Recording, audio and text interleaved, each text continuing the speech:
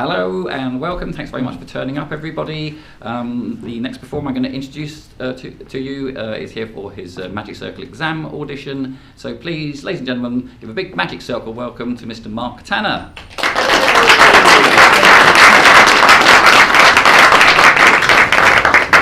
Good afternoon, ladies and gentlemen. Good afternoon. Now, I'm a concert pianist and a composer. I spend my whole life going around the world enjoying performing and sharing my music. Now, about 10 years ago, I was lucky enough to spend a little bit of time in the Himalayas. Towards the end of the tour, I spent an afternoon with a llama. No, not the buck-toothed variety from South America with all the kind of fuzzy hair, but a bona fide Tibetan Buddhist monk. Now, he showed me all kinds of things to do with philosophy, reincarnation, all kinds of interesting topics we shared. He was also interested in cricket and all kinds of other things.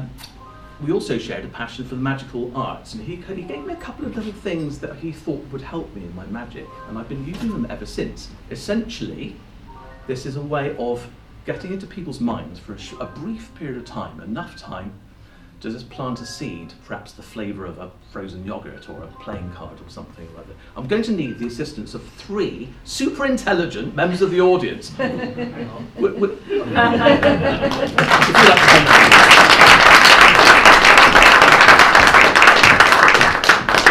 I'll settle for sort of moderately sober because I know that you've been downstairs having a liquid lunch. Brilliant.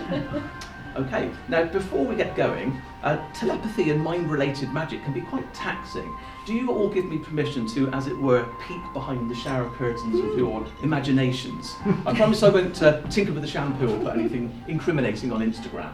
Is that fine? Brilliant, Yeah. thank you very much. I would like you all, please, to lift up your hands and to touch fingertips of the person next to you. Okay, close your eyes, but open your minds. Imagine yourself in a rainforest, cross-legged. The pitter-patter of rain as it comes down onto your face, drenched in colours and evocative emotions and aromas.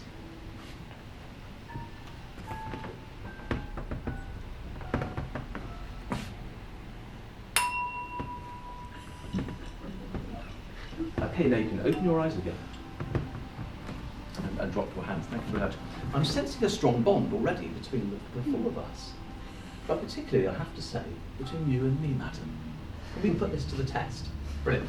There are 3 books there. Could you just please choose one at random? Just go and grab it. I'd like you to have a quick flick through the book and make sure that there are no pages that are duplicated. And then just try and find 2 words that are next to each other that appear to have a connection with you, some sort of resonance. Don't tell me what they are, but have you found 2 words? Yes. Brilliant. Would you be good enough, I'm not going to look, to write them down just on that pad, just here and there, on that pad for me?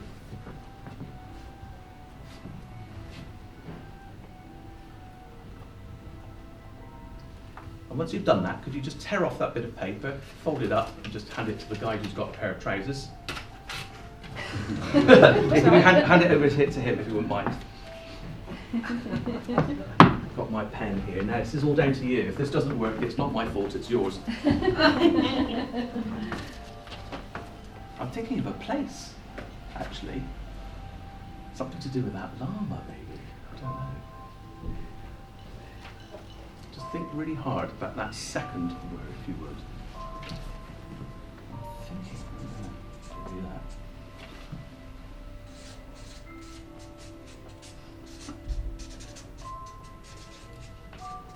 I'm getting myself into a bit of a state. But not an American state? For this first time, could you please tell us what the 2 words were that you were thinking of? South America.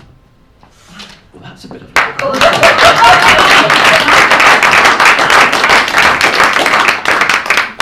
Thank you very much. I'd like you all 3 to be thinking of a playing card.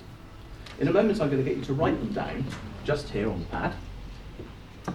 You can abbreviate the word. So if you're thinking of the ace of spades, you could simply put AS. Nice and clearly, so in case we need it for verification purposes later on. So the first person, if you pick up that pen, please, and simply write your playing card. Once you've done that, pass it to the person next to you. You're also going to write a playing card.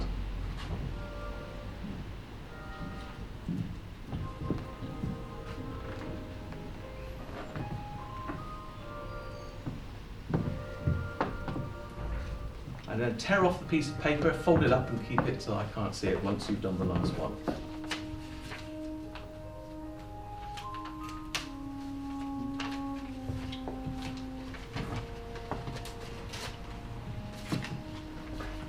Okay, now, so who was the person who wrote the first card down?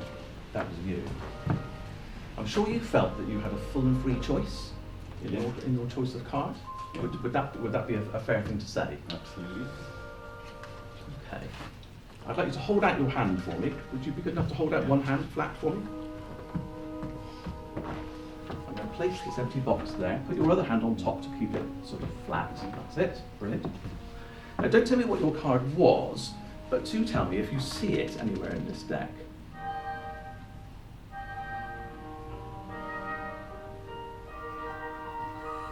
Yeah. I'm hoping you'll find it. Oh, shut. Go back. I've seen it. I have seen it. You sure? Tell me what your card was. Queen of Hearts. I saw the Queen of Diamonds. Saw the Queen of Diamonds. Didn't see the Queen of Hearts. You see, the thing is, can you just, can I just lift off your hand? Lift off your hand. That's brilliant. Thank you. Now, the one card that's in this box still happens to be the one card that you couldn't possibly see because it's actually. The Queen of Hearts is known as a maverick card amongst magicians. Is that true? You're all magicians? Yeah? Yes. Yes. In other words, wherever you put the card, it has a will to do something completely different. I'll show you what I mean. If I were to take this deck of cards and place your card somewhere in the middle of the deck, what we immediately find is it's back on the top again. Let me just show you that again. So here's your card. I'm going to bear it just a little bit deeper now. Now, that box, where's that box gone, please? So just there, yes. Would that be the box that's got the Queen of Hearts? Thank you very much. Now you also, I'm sure, felt that you had a full and free choice of playing card. I'm just going to place those cards there. I want you to imagine taking the cards out of the box, finding your card, whatever it was, turning it around in the deck, and then placing all of the cards back in the box. Can you imagine doing that for me? Yeah. And once you've completely done it, I want you to tell me that you've done it. Yeah. Okay? Now don't tell me what your card was, but tell me roughly where it was that you turned the card round within the deck. Middle. In the middle of the deck. Yes, I thought it was. What was your card? There is only one turned down, I'm sure you'll agree. Shall I say? Yeah, please. Yeah. 2 of Hearts.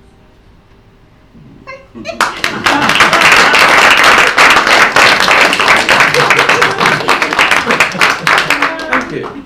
My guesswork so far is really working well. Either that or my llama is doing his business. Thank you very much. Hence the second deck. Now, so you were thinking of a playing card and a number. Yeah? You wrote down a number next to your playing card?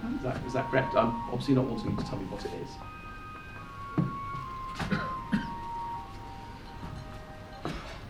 Tell me what the number was, if you would. 4. The number was 4. It was. Wow.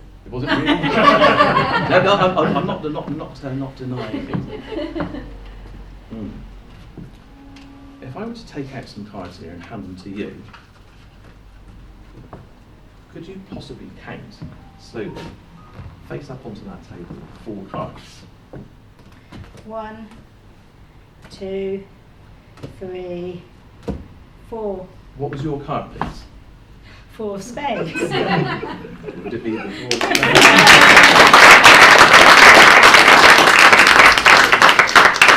Now, I've got one final effect for you, which the llama showed me. It's the most taxing of all, really. What I want you to do is, in a moment, you're going to place all the decks on top of each other to produce a sort of club sandwich. So it doesn't really matter which of the decks. So one of you just pick up a deck of cards, please, and just shove it on top of one of the others. And then, madam, if you'd like to put the last deck on top. What I'd like you to do in a moment is this. You're simply going to lift off some cards like this. You're going to have a look at the card that you cut, so which in this case was the 4 of hearts, but it could have been anything. You're going to show it to your 2 friends. It might as well be you doing this, madam. You're going to show it to your friends, and maybe to the members of the audience, and simply put the cards back down there. Okay, it's sort of, you just have a bit more room. That's 10.5 minutes, just to let you know, Mark. Yep, fine. Okay. If you'd like to go ahead and do that for me. So just my friends. Yeah, just lift off the cards. Okay. Put it down. Yes, if you would.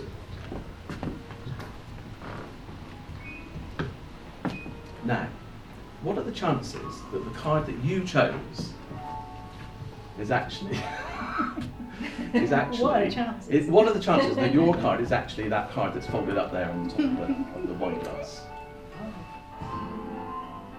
Not great. Well, what was your card? 9 of clubs. Would it be that one?